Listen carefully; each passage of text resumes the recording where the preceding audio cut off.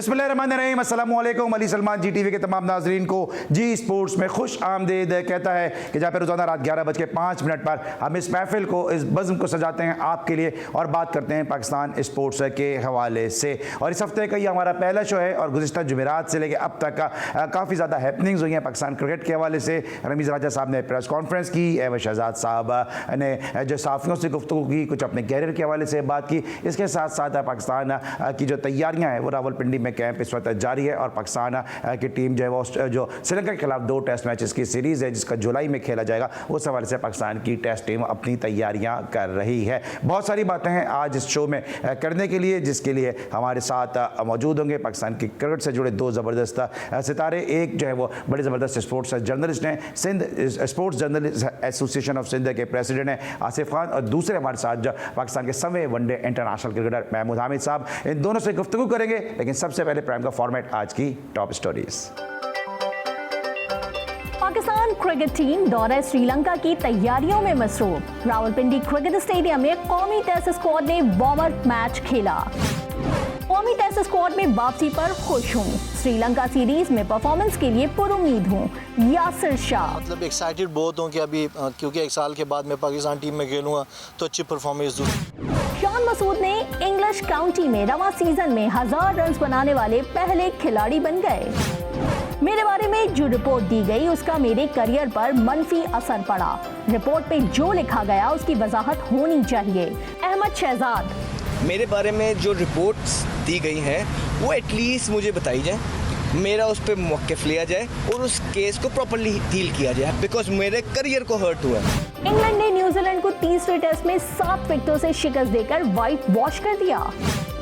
World games के लिए पाकिस्तानी सोकर टीम को अमेरिकी वीजा जारी कर दिया गया।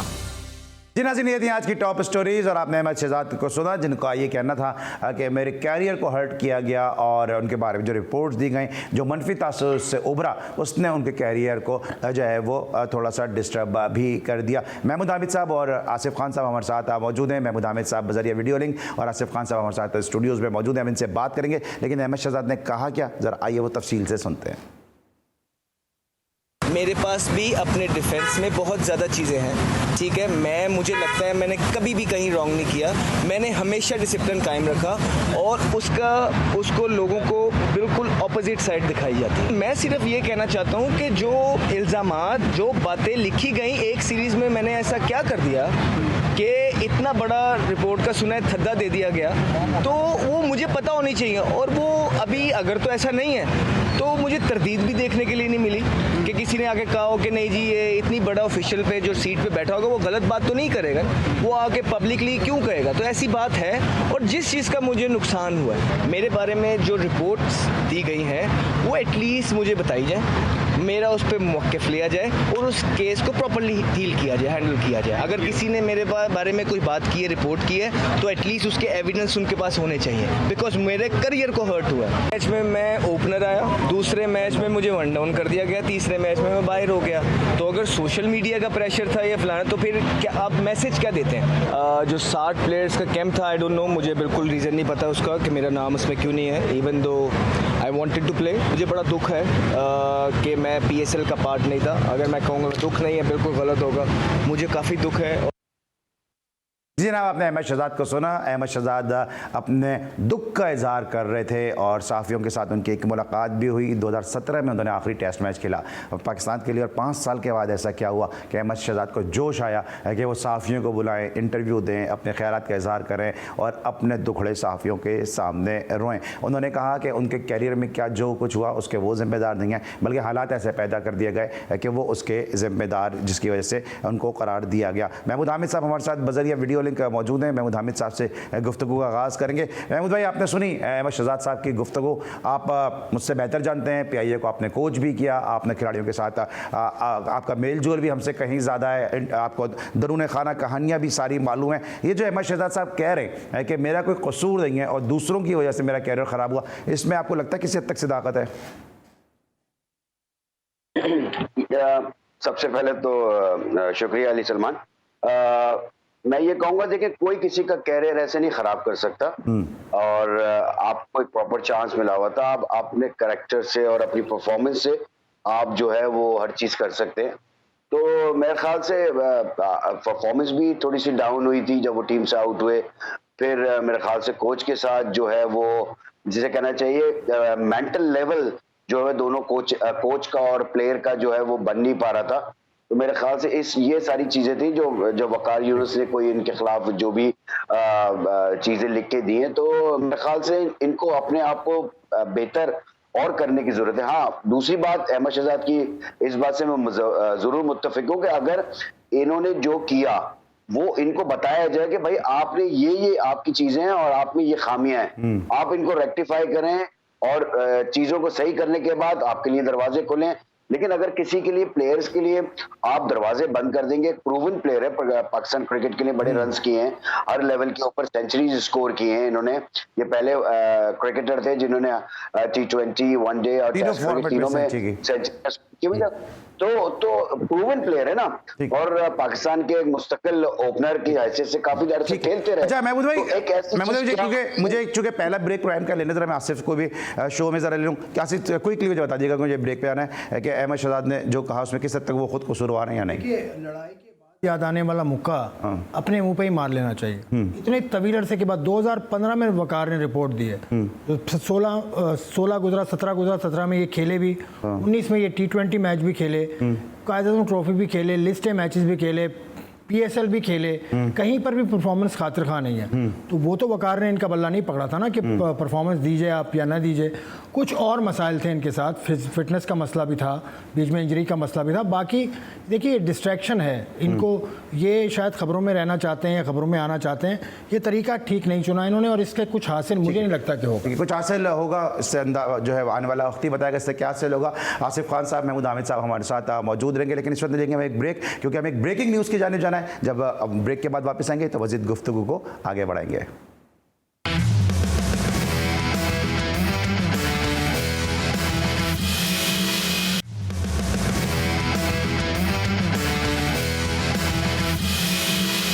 Welcome back after the break. और ब्रेक पर जाने से पहले हम बात करते हैं अहमद शहजाद के शिकवे शिकायतें के हवाले से कि वो गिले शिकवे करते नज़र आ रहे हैं कि उनके साथ ज़्यादती हुई है। आसिफ, अहमद शहजाद अगर कहते हैं कि उनके साथ ज़्यादती, आपको लगता है कहीं ना कहीं किसी न किसी हद तक वो खुद भी कसूरवार थे? मैं बहुत ज़्यादा उनके इंसिडेंट के हवाले से बात नहीं करूँगा, बहुत ज़्यादा वाक़यात के हवाले से बात नहीं करूँगा, लेकिन जिस तरह उन्होंने तिलकरत ने दिलशन को आते आते जो है वो तबलीग करने की कोशिश की, फिर PSL में उन्होंने कहा कि मुझे नहीं खिलाया गया, लेकिन PSL के अंदर आपको याद होगा कि उन्होंने अपनी सेंचुरी के लिए, सेल्फिश इनिंग खेली, सेंचुरी की खातिर उन्होंने जो है वो मैच जीतने पे नहीं गए, मैच भी हार गए और वो सेंचुरी भी नहीं कर सके। तो ये 2-3 इंसिडेंट्स तो इस वक्त मुझे अचानक से याद आ गए। आसिफ, ऐसे बहुत सारे वाक़यात हैं जिसने इनके कैरियर को डैमेज किया। देखिए, मैं फिर वही करूंगा कि वक्त पर अगर कोई चीज़ ना की जाए तो वो उसकी अहमियत नहीं होती।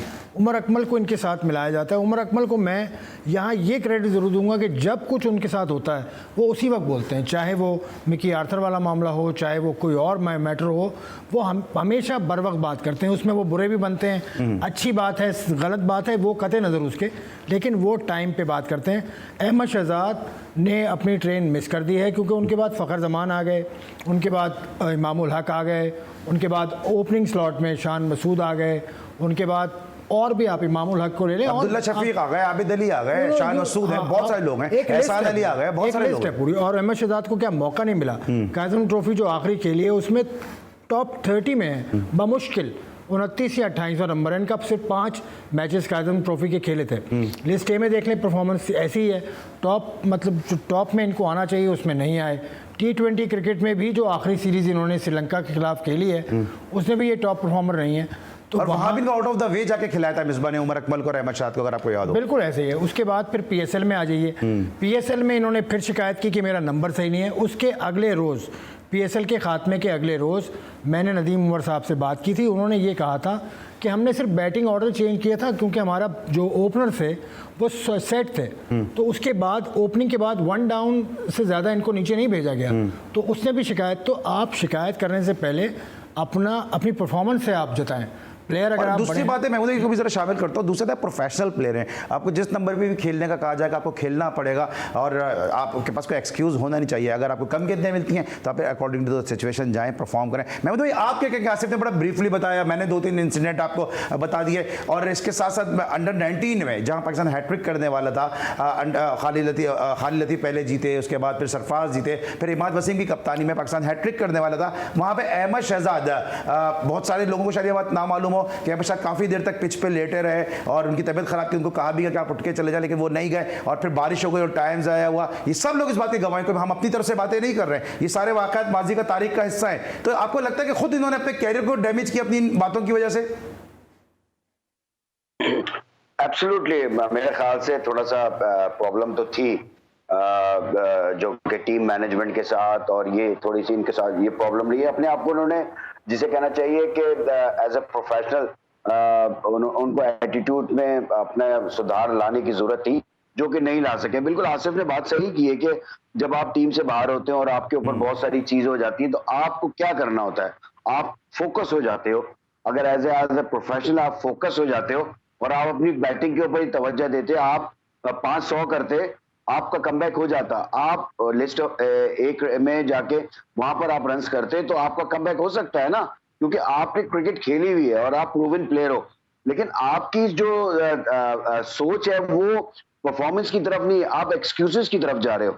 जब प्लेयर कोई एक्सक्यूजेस की तरफ चला जाए ना कि नहीं मुझे इस पे नंबर पे खिलाया गया, मुझे उस नंबर पे खिलाया गया, तो these are the silly excuses. As a professional हमें, एज ए क्रिकेटर हमें कोई ऐसी चीजें नहीं सोच, जब तक ये चीज आपके माइंड में होती है तो आप अपने आप से झूठ बोल रहे होते हो, अपने आप को आप सेटिस्फाई कर रहे होते हो कि यार मेरे साथ ऐसा हो गया। ऐसा नहीं हुआ होता। आपको प्रॉपर एक चांस मिले हैं, आपको काजल ट्रॉफी मिली, आपको वनडे क्रिकेट मिली, यू हैव टू परफॉर्म। आपको अपने बल्ले से रन करने, आप 5 सेंचुरी करेंगे, कौन है आपको ड्रॉप करेगा? मैं इसी तरह मिसाल देता हूँ, आसिफ मुस्तफा की टीम से बाहर हुए थे, 8 सेंचुरी कर दी, अब कहां से ड्रॉप करेंगे आप? 8 सेंचुरी किसी प्लेयर ने नहीं की हुई थी, इंग्लैंड का टूर उनको मिला। तो आप अपनी परफॉर्मेंस से कमबैक करते हैं, रादर कि आप दूसरी बातें मीडिया पे आके। मैं ये सोच रहा होता हूं कि इस जमाने में जो सोशल मीडिया है और इतना जो हर वक्त प्रोग्राम्स होते हैं, हमारे जमाने में इतना सोशल मीडिया भी नहीं था, इतना अपने आप को हाईलाइट भी नहीं कर सकते थे, मैचेस जितने लाइव नहीं हो रहे होते थे, आपकी परफॉर्मेंस जो है सिर्फ एक हद तक रह जाती थी, जो कि प्रिंट मीडिया की हद तक रह जाती थी, तो वो लोग देख नहीं पाते आपको खेलते हुए। तो आपके पास इतनी चॉइसेस हैं, आपके मैचेस लाइव टेलीकास्ट हो रहे हैं, आप तो अपने आप को शो करें कि नहीं मैं सही था, मैं परफॉर्मर हूं और मैंने प्रूफ किया हुआ है। और महमूद भाई आप इस बात को सेकंड करेंगे, आसिफ भी सेकंड करेंगे कि ये वो खेल है या कोई भी ऐसा खेल या आपको प्रोफेशन, जितना आप उससे भागेंगे वो आपसे 2 कदम आगे भागेगा। अगर आप क्रिकेट से भागेंगे, मुझे याद है मैं कायद-ए-आज़म ट्रॉफी कवर कर रहा था एज ए कमेंटेटर, तो जो इनको सेंट्रल पंजाब से मैच खेलना था सिंध के खिलाफ, और इनकी तबीयत खराब हो गई और उसके बाद ये वहाँ पे हमें एक्सरसाइज करते हुए या हमें जो वॉक करते हुए ज़रूर नजर आए, लेकिन इन्होंने मैच को वहाँ पे गिव अप कर दिया। अगर तो ये सारे मैच को यूज़ करने की कोशिश करते कम बैक करने के लिए, तो यकीनी तौर पे मैं समझता हूँ कम बैक हो सकता था। अभी उमर अकमल की बात कर रहे थे आसिफ, तो इस प्राइम की तवज्जुह से हम कामरान अकमल, अदनान अकमल और उमर अकमल के वालिद जो इस वक्त अलील हैं, उनकी सेहत के लिए जो दुआ भी करते हैं, अल्लाह ताला उनको सेहत कामला अता फरमाए। कामरान अकमल, अदनान और उमर ने तीनों ने इनकी सेहतियाबी के लिए दुआए सेहत की अपील भी की है, GTV की तरफ से, जी स्पोर्ट्स की तरफ से, और आसिफ खान, महमूद हामिद और हमारी पूरी प्रोडक्शन टीम की तरफ से हम दुआ गो हैं अल्लाह ताला के हुजूर के उमर अकमल, कामरान अकमल और अदनान अकमल के वालिद साहब को शिफाए कामला और सेहत कुल्ली अता फरमाएं। ज़रा वापस आते हैं ज़रा अहमद शहजाद की तरफ। आसिफ, आपको ऐसा लगता है कि जब से इनके सर पे बाउंसर लगा है उसके बाद से थोड़ा सा लोगों का ये कहना है जो हमारे साथ कमेंट्री बॉक्स में भी मौजूद होते हैं, जिनके साथ मुख्तलिफ इंटरव्यूज़ भी करते हैं, कि थोड़ा सा ये बाउंसर पे शेकी हो गए, जिसकी वजह से इनका कैरियर थोड़ा पीछे गया। अगर आपका टॉप ऑर्डर बैट्समैन अगर बाउंसर पे थोड़ा सा शेकी हो जाएगा तो फिर उसके कैरियर को संभलना थोड़ा मुश्किल हो जाता है।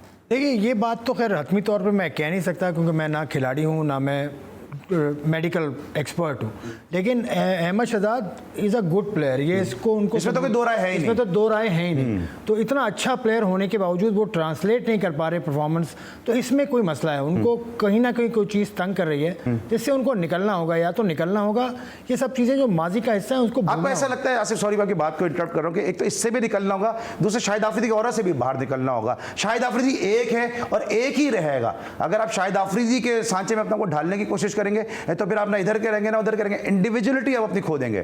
तो शाहिद अफरीदी बनने के लिए आपको 8000 वनडे रन बनाने पड़ेंगे, 390 प्लस विकेटें भी लेनी होंगी। शाहिद अफरीदी तो एक ही है, सही कहा आपने। और शाहिद अफरीदी ने भी अभी कुछ दिनों पहले उमर अकमल के हवाले से उनसे सवाल किया तो उन्होंने कहा कि कोई किसी का करियर तबाह नहीं करता, पैर पे खुद ही कुल्हाड़ी मारता है। ये कोट अनकोट शाहिद को मैं कोट कर रहा हूँ। शाहिद अफरीदी से अगर इनके हवाले से आप पूछें उनका जवाब यही होगा। बिल्कुल। महमूद भाई, आपको क्या लगता है, क्या आप एक्सपर्ट हैं, क्वालिफाइड कोच है, क्या आपको लगता है कि बाउंसर जिनके सर पे लगी थी उसके बाद से थोड़ा सा इनका कैरियर जो है वो डामाडोल हुआ? देखो अली, दुनिया में कोई ऐसा बैट्समैन नहीं है जो बाउंसर से खाइफ नहीं होता। वेव रिचर्ड ने भी अपनी बुक के अंदर भी यही बात की है, but how to handle it. गेंदें सर के ऊपर लगी हैं, बहुत से प्लेयर्स लगी हैं, और लेकिन थोड़ा सा आ जाता है आफ्टर, लेकिन आपको वो चीजें भुलानी पड़ती हैं कि मेरे सर पे बॉल लग गया, वो हो गया। लेकिन इनिशियली थोड़ा सा कभी कभी आपको आ जाता है, डर आ जाता है, लेकिन आपको वहां से उसको चीजों को आपने भुलाना पड़ता है। और उसके बाद कुछ इनिंग्स में ऐसा लगा जरूर था कि थोड़ा सा ये खाइफ नजर आए, बट उसके बाद उन्होंने रिकवर कर लिया था। उसके बाद उन्होंने काफी क्रिकेट खेली है और फॉर्म भी किया है, ऐसा नहीं है। लेकिन मैं जो कहना चाह रहा हूं कि मुझे लग ऐसा रहा है कि राह फरार जिसे कहना चाहिए ना, वो नहीं होनी चाहिए प्लेयर के अंदर। आपको ऑल द टाइम बस क्रिकेट पे फोकस करें, आप परफॉर्मेंस करते रहें। आप परफॉर्मेंस करते रहेंगे तो डेफिनेटली कहीं ना कहीं तो घंटी बजेगी ना। बिल्कुल। सिलेक्टर आपको और हमारे सामने प्राइम एग्जांपल है, हमारे साथ सामने मिसबा की एग्जांपल है कि मिसबा एक तवील अरसे तक खेलते रहे, यूनुस खेलते रहे, अहमद शाद बड़े टैलेंटेड प्लेयर, इसमें कोई दो राय नहीं है। बस अपने आप को फोकस करें, और पाकिस्तान ने इन पे बहुत इन्वेस्ट किया है, और इस इन्वेस्टमेंट का बदल जो है वो पाकिस्तान को दें, दोबारा आए, परफॉर्म करें, डोमेस्टिक क्रिकेट को अहमियत दें, क्योंकि वापसी के लिए ये बहुत ज़रूरी है। ब्रेक लेंगे, जब ब्रेक के बाद वापस आएंगे तो बात करेंगे रमीज़ राजा साहब की प्रेस कॉन्फ्रेंस के हवाले से। बहुत सारी बातें की उन्होंने अपनी प्रेस कॉन्फ्रेंस में, इसको डिस्कस करेंगे आसिफ खान और महमूद हामिद से। मिलते हैं छोटे से ब्रेक के बाद।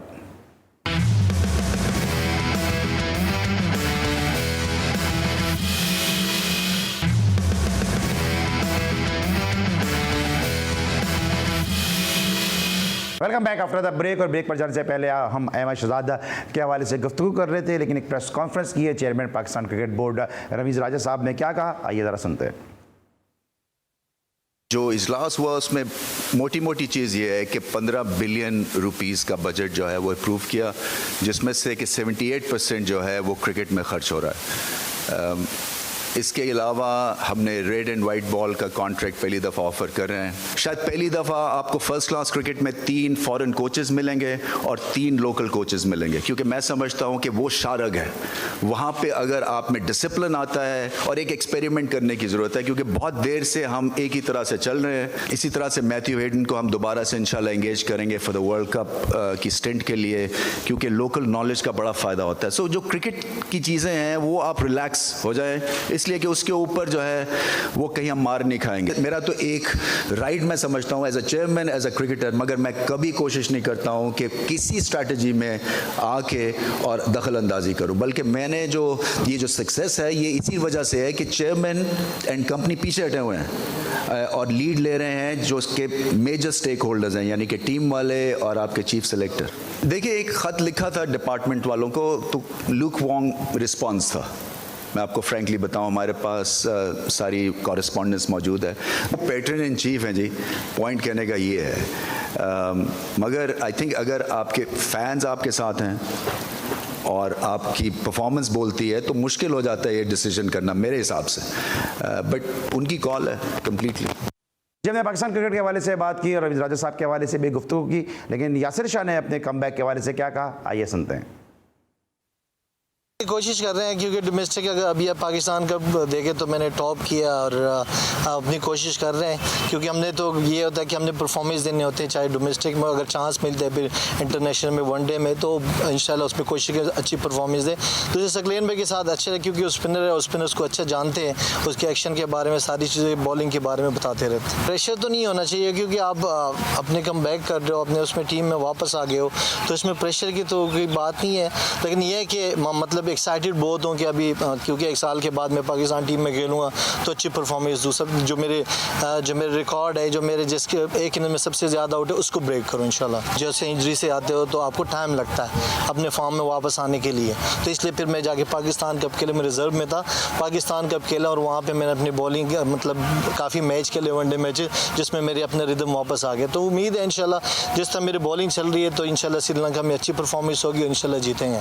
महमूद हामिद साहब से ज़रा बात करते हैं। महमूद हामिद साहब, सारी ज़िंदगी आपने क्रिकेट खेली पाकिस्तान में और सिस्टम हमारे पास है जनाब ऑस्ट्रेलिया का, इंग्लैंड का सिस्टम हम लेकर आते हैं, कोचेज़ हम जो है वो फॉरेन कोचेज़ लेकर आ रहे हैं। क्या करेंगे फिर? जॉब करें, कुर्सी पे बैठें, टाई लगाएं, ऑफिस जाएं? एब्सोल्युटली, बिल्कुल सही बात है। आप अपने लोगों पर एतबार ही नहीं है आपको। आप ना एतमाद करते हैं, ना एतबार है आपको। आप सिर्फ फॉरेन कोचेस की बातें करते हैं कि फॉरेन आ जाएगा। यार गोरी चमड़ी को क्या सब कुछ पता है? या पाकिस्तान में ऐसे कोई भी प्लेयर्स नहीं है आपके कि वो अच्छा काम कर सकें, अच्छी टीम मैनेज कर सकें, अच्छा डिसिप्लिन को कर सकें। ऑल द टाइम हर वक्त मैं ये सुनता हूँ कि फॉरेन कोच ने आके आपकी टीम में क्या ऐसी रूप भोग दी? क्या आप बताएं, आप मुझे कौन सा फॉरेन कोच आया जिसने आके आपको आपकी टीम को यहां से यहां पर पहुंचा दिया, नंबर 1 पोजीशन पे ऑल द टाइम आपकी टीम वो ये खड़ी रही? तो आप मेरी समझ में नहीं आता। एक तो कम्युनिकेशन गैप इतना बड़ा आ जाता है आपके इस क्रिकेट के अंदर। फर्स्ट क्लास आपकी पाकिस्तान टीम में लड़के अंडरस्टैंड नहीं कर पाते उनकी इंग्लिश को, तो जूनियर क्रिकेट के अंदर कौन से लड़के जो है सर, वो आप लैंग्वेज बैरियर की महमूद भाई सॉरी, आप लैंग्वेज बैरियर की बात कर रहे हैं, आप ये बात करेंगे डोमेस्टिक क्रिकेट में जो है वो लैंग्वेज समझ में नहीं आएगी। मैं आप ही के डिपार्टमेंट का तस्करा करता हूँ, वहाँ पे तो कोई फॉरेनर कोच नहीं था ना, फॉरेन कोच नहीं था वहाँ पे, एक पाकिस्तानी कोच था, वो इंग्लैंड में शायद रहता था, वो इंग्लिश में बात करता था। आप ही का एक प्लेयर सर झुकाए सुनता रहा, जब उसने पूछा 15 मिनट के बाद तो उसने बोला मुझे तो कक समझ में नहीं आया। हाँ ऐसा हुआ था ना। वो पाकिस्तान मतलब वो पाकिस्तान टीम के साथ हुआ था। हम बांग्लादेश जा रहे थे और उस दौरान ये सीन हुआ था और वो इंग्लिश में बात करते रहे। एंड ऑफ द डे उन्होंने पूछा कि क्या तुम्हें समझ आया? उसने कहा जी क्या आया? क्या आया समझ में? उसने कहा मुझे तो कुछ समझ में नहीं आया। मतलब हम ऐसी बात, हम चीजें इजी क्यों नहीं करते? हम इतना दूसरों के ऊपर इन्फ्लुएंस क्यों आता है हमारे ऊपर उनका? ठीक है, जरा आसिफ को भी शामिल करते हैं। हमने हमारे प्लेयर्स ने बहुत अच्छे काम किए, तो व्हाई नॉट हम उनको ग्रूम करें। मैं इंडिया की मिसाल ले लेता हूँ, छोटी सी मिसाल आपको देता हूँ। अभी आईपीएल में आप देख रहे थे, उन्होंने Indian umpires, Indian match referees और उनको लेके वो आगे चले। उनके मुख्तलिफ चैनल्स के अंदर हिंदी में भी कमेंट्री हो रही है, दूसरी लैंग्वेज के अंदर भी नहीं सर, वो पाकिस्तान में तो इंग्लिश कमेंट्री के अलावा कमेंट्री होनी ही नहीं चाहिए। पता है आपको, पाकिस्तान में जो छोटा सा भी मैच है ना, उसमें तो पीसीबी चाहता है कि इंग्लिश कमेंट्री हो। यहाँ सारे अंग्रेज दान बैठे हैं, सब अंग्रेजी समझते हैं, तो गलत ग्रामर में गलत आ रहा है। हाँ। इसका कोई मतलब एक्सपीरियंस नहीं है कि यार कमेंट्री ये थोड़ी है कि point covers, x cover, mid of वहां खेल दिया। यार आपने एटमॉस्फेयर को बताना होता है, क्या क्रिकेट कैसे चल रही है, थोड़ा सा अपने एक्सपीरियंस के साथ चलना होता है। तो यार मेरी समझ में नहीं आता कि वो वाली बात है कि show me the face, I tell you the rules. मतलब मेरी अगर कोई अच्छी लाइन है किसी के साथ, या मेरी बड़ी अच्छी दोस्ती है जो कि मेरी नहीं है, तो मुझे चांस मिलेगा। अदरवाइज मैं अगर टीवी के ऊपर बहुत ही बुरा भला कहना शुरू कर दूं आज, तो मुझे चांसेस मिलने लगेंगे कि इसको चुप कराया जाए। ठीक है, मैं आसिफ खान को भी एक ही बात करूंगा। ठीक है, आसिफ खान को भी शामिल कर लेते हैं। आसिफ आप फिर जो है ना, आसिफ आप इस एक्सपीरियंस को कैसे देखते हैं? आपने भी बड़े से क्रिकेट कवर किया कि डोमेस्टिक में हालात आप और महमूद भाई हम सब अच्छी तरह जानते हैं कि प्लेयर की क्या एजुकेशन है। वसीम अकरम ने अभी चंद दिन पहले एक प्लेयर के बारे में कहा कि वो हाँ करके गर्दन हिलाता रहा, जब 5-6 राउंड लेकर उसके पास आया तो उससे पूछा कुछ समझ में आया, उसने मना किया, बोला फिर हाँ क्यों कर रहा था? तो उसने कहा मैं हाँ के बाद नहीं करता, वो दोबारा वहीं से शुरू हो जाते कोच। तो जब ये हालात हैं तो ये फॉरेन कोच आपको लाने का क्या मकसद है? फिर ये महमूद हामिद हुए, इन्हीं के साथ कोच थे ना गुलाम अली, उन्होंने परफॉर्म किया, सेकंड 11 को 2 साल उन्होंने जितवाया, वो फर्स्ट 11 के अंदर उनको प्रमोट कर दिया। तो हमारे पास पोटेंशियल तो है। देखिए आपके पास जो कोचेस नीचे आएंगे उनमें टॉप के पाकिस्तान के प्लेयर्स जो है एक्स प्लेयर्स हैं उनमें से उठा लेना। आप 20 आपके पास प्लेयर्स नहीं हैं पाकिस्तान में ऐसे, उनको नीचे लगाइए। ये फॉरेन का जो मसला है ये है सोशल मीडिया की डिमांड। सोशल मीडिया पे इसको बहुत ज़्यादा पजीराई मिलती है, अरे अरे तालियां बजती हैं। सोशल मीडिया को बहुत ज़्यादा अहमियत दे रहा है पाकिस्तान क्रिकेट बोर्ड। यहाँ सवाल ये रमीज़ राजा साहब से मेरा, अगर मैं होता तो मैं ये करता कि आपका जो गवर्निंग बोर्ड है इसको अगर आप देखें तो ये तो सारे आपके हैंड पिक लोग हैं। 3 जो रीजनल के लोग आने हैं, रीजनल एसोसिएशन के जो 3 लोग इसमें आने हैं, वो कब आएंगे? वो सही है कि आइन के मुताबिक उनको एक्सटेंशन दिया गया, लेकिन वहाँ इलेक्शन कराइए। 6 तो एसोसिएशन है टोटल, उसमें से 3 ने उठ के आना है गवर्निंग बोर्ड में। 2019 में ये कॉन्स्टिट्यूशन आया है, 20, 21, 22 3 साल हो गए हैं, आपने अभी तक गवर्निंग बोर्ड का स्ट्रक्चर पूरा नहीं किया। अच्छा आसिफ, एक और बात ये कि ऐसे मुल्क में जहाँ पे आपका वज़ीर आज़म कहता है कि अगर आपके पास आटे के पैसे नहीं है, खाने के पैसे नहीं है, मैं अपने कपड़े बेच के आपको ये चीज़ें प्रोवाइड करूँगा, तो वहाँ पर हम ये अय्याशी अफोर्ड कर सकते हैं फॉरेन कोच वाली? नहीं, देखिए वो 15 अरब रुपए का उनका बजट है, वो तो कर सकते हैं, वो तो कर सकते हैं, क्योंकि तो ये जो 15 अरब है ये ग्रास रूट क्रिकेट पे और बाकी क्रिकेट पे काम नहीं आ सकते? आ सकते हैं, लेकिन डायरेक्शन ठीक होना जरूरी है। पहले तो जो डायरेक्शन दे रहा है उसकी बॉडी कंप्लीट है या नहीं है? वो कंप्लीट नहीं है। 3 आपके रीजनल एसोसिएशन के नुमाइंदे अब तक क्यों नहीं आए? अब इसका ये मतलब है कि रमीज़ राजा वन मैन शो हैं, क्योंकि बाकी उसके अंदर जो भी लोग बैठे हैं। लेकिन उन्होंने तो ये कहा ना आसिफ कि मैं किसी चीज़ में इंटरफेयर नहीं करता हूं और मैं सबको अपने अपने काम करने देता हूं। अब पता नहीं जो टीम वर्ल्ड कप T20 खेलने जा रही थी उसको किसने बदला, अंडर 19 के लड़कों को किसने बदला, अगर पिच की सूरत हाल आती है तो कौन यहाँ मीटिंग करने के लिए आता है, तमाम जो PCB के मामला होते हैं फ्रंट पे कौन आता है, अगर वीडियो बयान देना होता है तो फ्रंट पे कौन आता है, तो बाकी लोग फिर सारे कहाँ हैं? चीफ एग्जीक्यूटिव कहाँ हैं? फैसल साहब, फैसल हसनैन साहब तो टोपियाँ देते हैं ना, टोपियाँ पहनाते हैं वो लोगों को। इतने ज़्यादा अब नहीं आते। जैसे वसीम खान थे, उस दौर में ये था कि चीफ एग्जीक्यूटिव को पावर ज़्यादा है, अब चीफ एग्जीक्यूटिव को पावर कम है। आइन में तो ऐसी कोई तरमीम हमने देखी नहीं, और ये आइन भी इतना आसान नहीं है अब जो बना है। डिपार्टमेंटल क्रिकेट का जो उन्होंने लिखा था वो वापस आने के लिए भी आइन में बड़ी तरमीम करनी। अच्छा, मैं तो ये व्हाइट और रेड बॉल के कॉन्ट्रैक्ट को आप किस तरह देख रहे हैं कि अब कॉन्ट्रैक्ट जो है वो कैटेगराइज कर दिए गए हैं? मुझसे बात कर रहे हैं? जी मैं उदय आपसे बात कर रहा हूँ। हाँ, नहीं देखिए, नई नई चीजें आ रही हैं। अब आप अगर अपनी टीम, एक नई टीम बनाना चाह रहे हैं, व्हाइट बॉल की एक डिफरेंट टीम हो, रेड बॉल की आपकी एक डिफरेंट टीम हो, तो आपको उसके हिसाब से आपको सेंट्रल कॉन्ट्रैक्ट देने पड़ेंगे। और जो कि मैं समझता हूँ कोई इतनी इसके अंदर मुज़ाहिका खेज बात नहीं है। लड़कों को अच्छे कॉन्ट्रैक्ट्स मिलने भी चाहिए और उनकी क्रिकेटर्स को माली फ़वाइद भी होने चाहिए। और मैं दूसरी चीज और इसकी बात भी करूंगा कि उन्होंने एक वर्ड यूज किया था, लुकवार्म, कि डिपार्टमेंट के साथ, मतलब इस तरह। आप मुझे बताइए कि आप अगर कोई भी डिपार्टमेंट के हेड होंगे, आप एक चीज को बिल्कुल खत्म कर देंगे और एक बनी बनाई चीज को आप डिमोलिश कर देंगे। एक डिमोलिश का वर्ड यूज कर रहा हूं ना, फिर उसको दोबारा से बनाना इतना आसान होगा? लड़कों को पिक करना, इस वक्त जो मुल्क के हालात चल रहे हैं, जिनके पास अल्लाह का शुक्र है नौकरियां हैं, लमिया उनकी नौकरियां, और जिनके पास नौकरियां नहीं है उनसे पूछें। जो आपने इतने प्लेयर्स खराब हुए, कितने लोगों को जॉब मिल गई है? अब ये कह रहे हैं ना कि हमने 150-200 लोगों को जॉब दे दी। भाई आपने एक जो है एक तबके के लिए बस आपने जॉब्स क्रिएट कर दी हैं। अदरवाइज जो नीचे से लड़का आएगा, देखें ग्रास रूट क्रिकेट के ऊपर जो लड़का आता है वो गरीबी बच्चा होता है। आजकल आपको पता है क्रिकेट गियर्स कितने के हो गए, वहां स्पॉन्सरशिप कहां से आएगी? वो लड़का कैसे ऊपर आएगा?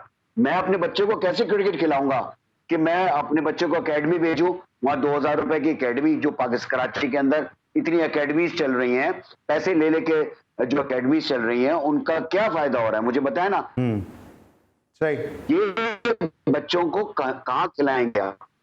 के अलावा जो आपका काम है वो आप करें ना। आप बच्चों को, नीचे वालों को फैसिलिटेट करें ना, वहीं से तो बच्चा आएगा, वो डिसाइड होगा बच्चा। मैं आपको 110% ये बात वसूख से कहूंगा कि लड़के छोड़ के चले जाएंगे, आपके अच्छे जो टैलेंटेड बच्चे होंगे वो छोड़ के चले जाएंगे क्रिकेट, और गए भी हैं। कहेंगे बनी आप पढ़ें और काम कर लें। क्योंकि देखें, हर बंदा फर्स्ट क्लास भी नहीं खेल पाएगा। जब हम वो कहते थे ना, हर बंदा पाकिस्तान से नहीं खेल सकता, और हर बंदा यहाँ फर्स्ट क्लास से भी नहीं खेल पाएगा। और जो आप बात कर रहे हैं ना महमूद भाई, जो आप बात कर रहे हैं ना, इतना मुसीबत है। आप किसी प्लेयर के बारे में अच्छी राय बताओ, आप किसी को बताओ कि ये प्लेयर है, ये इसकी परफॉर्मेंस है, वो मानने के लिए तैयार नहीं है कोई भी यहाँ पे, सिर्फ अपनी मर्जी से। हाँ, किसी और बड़े का कोई इन्फ्लुएंस आ जाता है तो ठीक है। मैं आपको वो बच्चा छोटी सी select हो मिसाल देता जाएगा, हूं महमूद भाई, मैं अगर आपको आप छोटी सी किसी मैं genuine आपको छोटी सी मिसाल देता हूं, अगर आपको मेरी आवाज आ रही है, मैं आपको छोटी सी मिसाल देता हूं कि आपसे 2 घंटे पहले मैंने बड़ी कोशिश की कि नया नाज़िमाबाद में जो रमजान टूर्नामेंट हुआ, असगर अली शाह क्रिकेट जो ग्राउंड है उसमें जो टूर्नामेंट हुआ, उसमें एक प्लेयर था इस्माइल शाह, वो कराची में रहता है, पेशा उसका पशीन का उसका डोमिसाइल है। पशीन जैसी टीम में उसको नहीं खिलाया जा रहा जो इरफान और राना फहीम अशरफ को खेल के जो और अनवर अली को खेल के बेस्ट टूर्नामेंट बेस्ट बैट्समैन बना नया नाज़िमाबाद में, असगर अली शाह में उसने परफॉर्म किया। उसको पशीन की इंटर डिस्ट्रिक्ट टीम में से इसलिए नहीं खिलाया जा रहा कि उसने पीसीबी का वो विंटर लीग नहीं खेला। अरे भाई यार, लोग टेस्ट क्रिकेट खेल गए, अपने टैलेंट के ऊपर आगे बगैर फर्स्ट क्लास क्रिकेट खेले। यहां पे इस दौर के अंदर कि चूंकि वो पशीन में विंटर लीग नहीं खेला, इसलिए सब मालूम है कि उसका टैलेंट कैसा है, उसको जो है वो इंटर डिस्ट्रिक्ट नहीं खिलाई जा रही। आसिफ क्या कहेंगे, तो फिर इस तरह क्रिकेट कैसे फ्लरिश करेगी? ये जो रूल्स बनाए जाते हैं ना, रूल्स ये फिर ये टॉप टू बॉटम होने चाहिए ना। फिर रूल्स फिर ऊपर से मैं वही सवाल करूंगा, कहाँ है आपका गवर्निंग बोर्ड? कहाँ है गवर्निंग बोर्ड के अंदर वो लोग जिनकी ज़रूरत थी? फिर बलूचिस्तान के अंदर जो मसला है, बलूचिस्तान के कोच ने, बलूचिस्तान के मैनेजर ने हारिस सोहेल के खिलाफ रिपोर्ट दी थी, आपको पता होगा, जिसकी वजह से हारिस सोहेल बाहर हैं। तो पूरी बात फिर बताएं ना सब, बलूचिस्तान में और क्या हुआ। और बलूचिस्तान को छोड़ें, अभी जो मुल्तान रीजन के अंदर हुआ, जो एक साबिक फर्स्ट क्लास बॉलर ने किया, जो उनके ऊपर इल्ज़ाम है, उसकी इंक्वायरी भी नदीम खान ने की। नदीम खान उसके बाद से जवाब नहीं दे रहे हैं, 1 हफ्ता हो गया। लेकिन उस इंक्वायरी पे भी मुझे तहफ़्फ़ुज़ आता है, क्योंकि जिसको आपको बचाना होता है, क्योंकि पाकिस्तान का प्लेयर होता है, आपका ब्लू आई बॉय आता है, आप कहते हैं इसका जाती मामला है। ऐसे 3-4 प्लेयर के नाम आए जिसमें इसी किस्म के इल्जामात लगे और मीडिया में प्रेस कॉन्फ्रेंसेज हुई हैं, लेकिन आपने उनको बचा दिया कि जी इनका जाती मामला है। वो एक पुराना प्लेयर था जो मेरे ख्याल में वो पोते पोती और नवासी वाला है, उसको आपने रगड़ दिया। जी महमूद भाई क्या कहेंगे? यार बात सुनो जी, कितने एक ऐसे इंसिडेंट हुए हैं, उसके पास कमेटियां बनी हैं, कमेटी में वही लोग आते हैं जो कि क्रिकेट बोर्ड के अंदर रहते हैं। भाई कमेटी बनती है न्यूट्रल लोगों की, आप न्यूट्रल लोगों को कमेटी में लाएं, फिर उनकी सिफारिशात के ऊपर आप जो है वो जो सजा होती है वो आपको करनी पड़ती है। जब आप बोर्ड के अंदर रह के आप वही लोगों को ला के वही कमेटी बन जाती है। कितनी कमेटियां बनी? आसिफ से पूछें आप, आसिफ किसी कमेटी का कोई आप लोगों को पता चला कि इसका क्या फैसला हुआ? कोई फैसला नहीं। अच्छा, आपने बोला ना कि लोग वापस आ जाते हैं भाई। हाँ, अभी यासिर शाह की जो वापसी हुई है टेस्ट स्क्वाड में, इसको किस तरह देख रहे हैं आप? मुतमईन है कि जो स्क्वाड अनाउंस हुआ अगेंस्ट श्रीलंका 2 टेस्ट मैचेस के लिए, ये बैलेंस है? मेरे ख्याल से तो अच्छा स्क्वाड अनाउंस हुआ है, बैलेंस मुझे नजर आ रही है। आपकी बैटिंग भी तगड़ी हो गई है, आपके ओपनर्स, मुझे खुशी है कि ओपनर्स आपके जो है वो परफॉर्म कर रहे हैं, क्योंकि पाकिस्तान का एक ड्रॉबैक था कि पाकिस्तान की अर्ली विकेट्स अगर गिर जाती थी तो सारा जो प्रेशर आ जाता था वो मिडिल ऑर्डर के ऊपर, मिसबाह भाई यूनुस पे आ जाता था, असद शफीक थे। नाउ अब जो ओपनर्स आपके जब नया बॉल सी ऑफ कर देते हैं तो वो नीचे वाले बैट्समैनों के ऊपर वो प्रेशर डेवलप नहीं होता।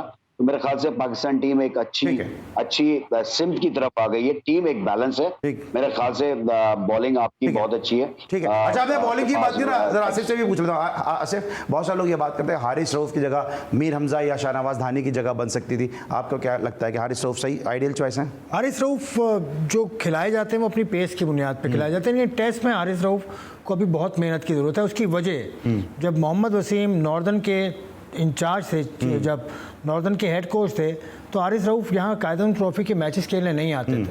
वो अबू धाबी में जाके कोई छोटा टूर्नामेंट खेलते थे अपनी फ्रेंचाइज के लिए। तो ये एटीट्यूड पैदा करने की जरूरत है, ये एटीट्यूड था उनका। तो फिर क्या कसूर है जो लड़के खेल रहे हैं? हाँ, ये मीर हमजा जैसे परफॉर्म करते हुए आ रहे हैं, या शाहनवाज धानी ने डोमेस्टिक में भी परफॉर्म किया, इनका क्या कसूर है? फिर इनका कसूर ये है कि इनके पास कोई बोलने वाला नहीं है। मीर हमजा जैसा तेज़ बॉलर नए गेंद का आपके पास बहुत कम ही मिलेगा, जो 2 तरफ गेंद को स्विंग करता है। मीर हमजा के लिए हम कब से बात कर रहे हैं, क्योंकि मीर हमजा परफॉर्मेंस उसकी बोलती है। एक टेस्ट उसको मिला, लेकिन वो जगह शायद उसके लिए मौजूद नहीं थी, परफॉर्म नहीं कर सका, लेकिन एक टेस्ट के बाद भी उसको परफॉर्मेंस देनी चाहिए। हारिस रऊफ के पीछे जो बैकिंग है वो बहुत मजबूत है। ठीक है, ठीक है, thank you so much Mahmood भाई, आप हमारे साथ मौजूद थे आज के शो में। सर बात करने दो, 1 सेकंड की बात करूंगा कि हमारे कराची के लड़के या सिंध के जो प्लेयर्स हैं उनको थोड़ा सा डोमिनेट करना पड़ेगा, अपने खोल से बाहर निकलना पड़ेगा। मतलब परफॉर्मेंस के साथ साथ उनको अपना थोड़ा सा शो करना है अपने आप को कि यस यार मैं हूं, मैं अच्छा प्लेयर हूं। मैं ये देख रहा हूं जो अभी कराची के प्लेयर आ रहे हैं बड़े दबे से रहते हैं, दबे से रहते हैं, दबाया जाता है उनको। क्योंकि जब तक सरफराज कप्तान थे, तो जब भी आप निकलें, आप अपने खोल से बाहर निकलें, आप लोगों के फजूल के जो इन्फ्लुएंस प्लेयर्स के ऊपर है ना, वो तोड़ें। अब जब आप पाकिस्तान टीम में आ गए तो यार थोड़ा सा एग्रेसिव नजर आए, आपकी शो, आपकी वॉक, आपके खेलने के अंदाज से नजर आना चाहिए जैसे और प्लेयर्स भी होते हैं। मैं सिर्फ इतना सा एडवाइस करूंगा। ठीक है, thank you so much Mahmood Hamid साहब, और thank you so much Asif Khan साहब कि आपने आज के शो को रौनक बख्शी, और हमें उम्मीद है कि हमारी कोशिश और काविश आपको पसंद आएगी। इंशाल्लाह कल रात एक दफ़ा फिर आपसे मुलाकात होगी। अली सलमान को पूरी प्रोडक्शन टीम के साथ इजाज़त दीजिए, अपना बहुत ख्याल रखिए, अल्लाह हाफ़िज़।